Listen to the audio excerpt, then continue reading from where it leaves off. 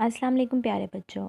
आज हम तितली वर्क में काम कर रहे हैं। पेज नंबर है हमारा 42। आज हम 42 यानी कि सफ़ा नंबर 42 का काम करेंगे। ठीक है, यहाँ पे है ओ के 2 हरफी अल्फाज। ठीक है, रीडिंग पढ़ते हैं पहले। फ ओ फो, फ ओ फो, क ओ को, क ओ को, क ओ को, क ओ को, ग ओ गो, ग ओ गो। और नेक्स्ट यहाँ पे भारी शकाल से 2 हरफी अल्फाज। ठीक है, ख ओ खो, ख ओ खो, ख ओ खो, घ ओ घो, घ ओ घो,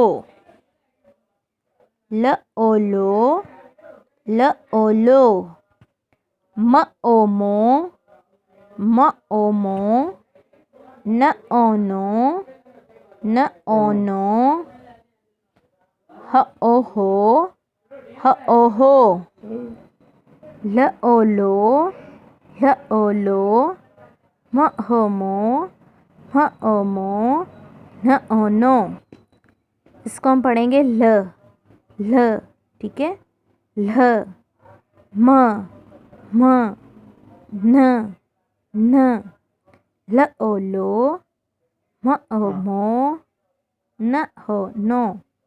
ये हम सारा पेज कंप्लीट करेंगे और इसकी पिक बना के आपने जी सूट पे सेंड करनी है।